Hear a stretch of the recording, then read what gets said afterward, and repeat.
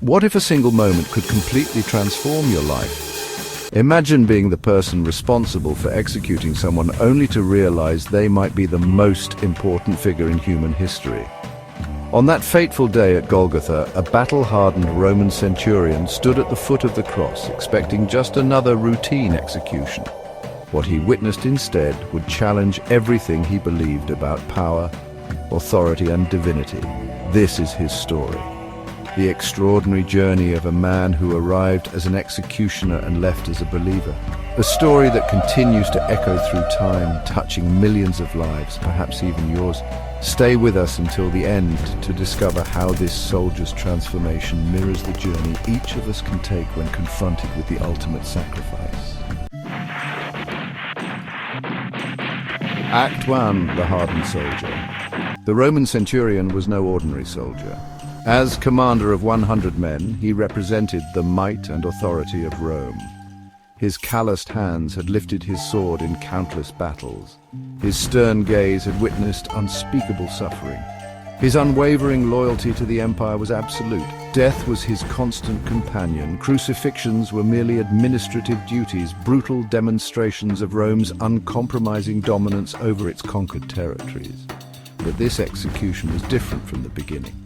From the moment Jesus was brought before Pilate, something about this prisoner stood out. Unlike others facing execution, there was no desperation in his eyes, no pleas for mercy, no curses hurled at his captors. Instead, there was a dignity that unsettled the centurion, a quiet strength that defied explanation. As Isaiah had prophesied centuries before, he was oppressed and afflicted, yet he did not open his mouth. He was led like a lamb to the slaughter, and as a sheep before its shearers is silent, so he did not open his mouth. Isaiah 53:7. Act 2. The Journey to Golgotha. The narrow streets of Jerusalem were crowded that day. People lined the path, some jeering, others weeping as Jesus struggled beneath the weight of his cross. The centurion observed with clinical detachment. He had seen this scene unfold hundreds of times, the condemned man's final walk of shame through the city. When Jesus stumbled, falling beneath the heavy wooden beam, the centurion made a practical decision, not out of compassion but efficiency. "You there, carry this cross." What the centurion couldn't understand was why this man, beaten and exhausted, still showed concern for others. Even as women wept for him along the path, Jesus turned to them and said, "Daughters of Jerusalem, do not weep for me. Weep for yourselves and for your children." Luke 23:28. The centurion had never witnessed such selflessness in the face of death.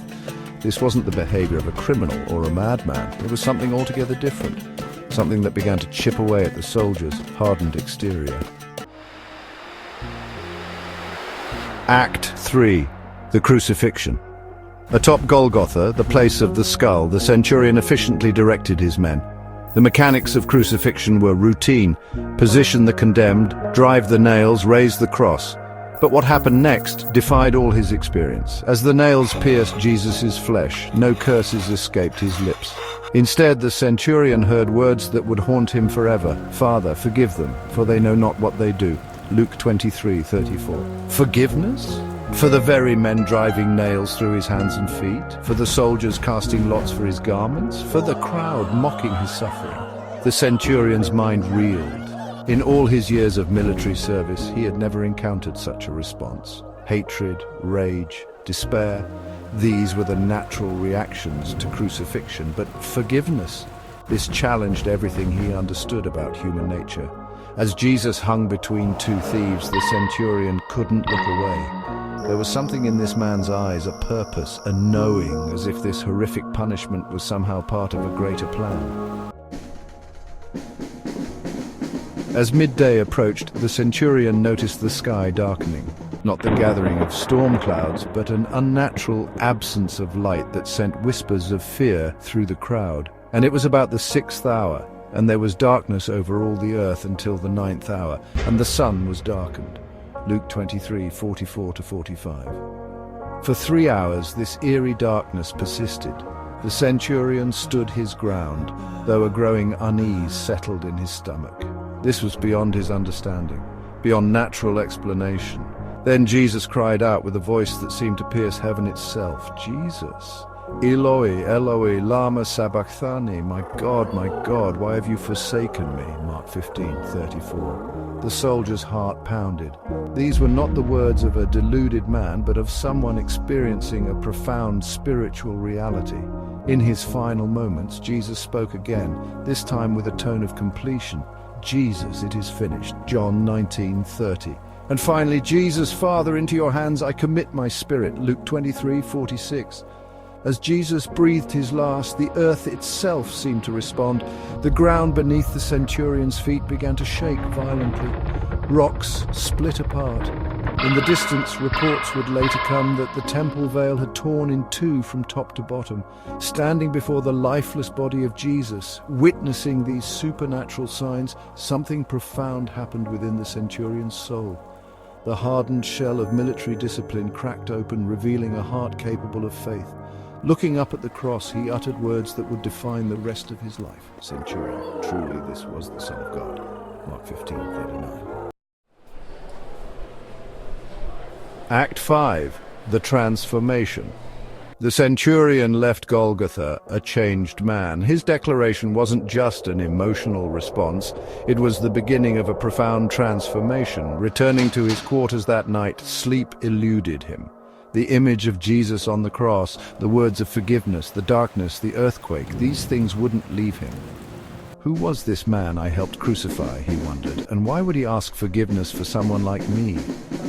In the days that followed, rumors began to spread throughout Jerusalem. The tomb where Jesus had been laid was empty. Some claimed his disciples had stolen the body, but others declared something far more miraculous. He had risen from the dead.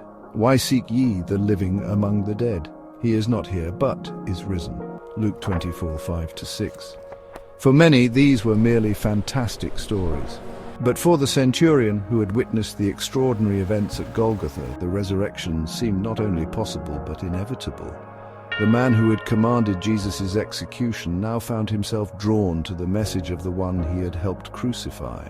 The power he once admired, Rome's ability to dominate through fear and force, now seemed hollow compared to the power he had witnessed in Jesus.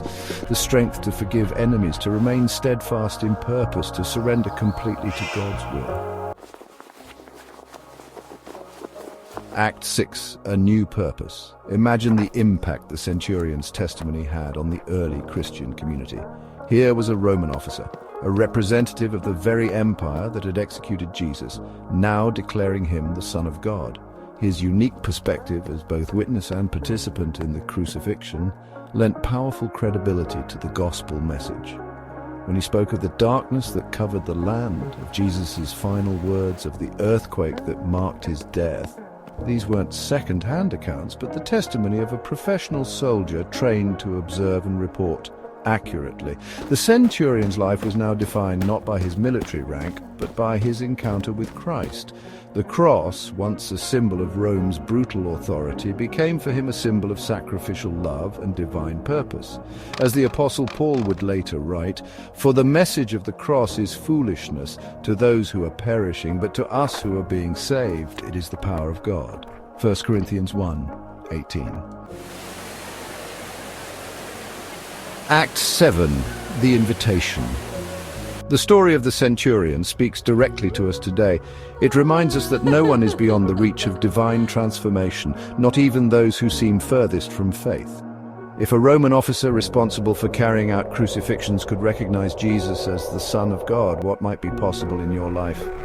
Like the centurion, many of us stand at a distance from the cross, performing our duties, living according to the values we've been taught, believing we understand how the world works, and then something happens that challenges everything.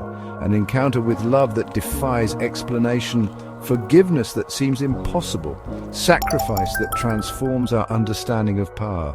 Music swells softly. The invitation of the cross remains open to each of us. It calls us to look beyond the surface, to recognize the divine purpose unfolding even in moments of apparent defeat and suffering. It invites us to declare with the centurion, "Truly this was the Son of God." Closing reflection. What began as just another execution on a dark day at Golgotha became the turning point in a soldier's life and the pivotal moment in human history. The Centurion's journey reminds us that transformation often begins when we're confronted with something that defies our expectations, something that forces us to look beyond our preconceptions and glimpse a greater truth. His story challenges us to consider: what is our response to the cross? Are we merely distant observers, or will we allow its reality to transform us? Final music transition. The Centurion who arrived at Golgotha as an executioner left as a believer. His transformation continues to echo through history, inviting each of us to our own journey of faith. What will your response be? Therefore, if anyone is in Christ, the new creation has come. The old has gone, the new is here. 2 Corinthians 5:17.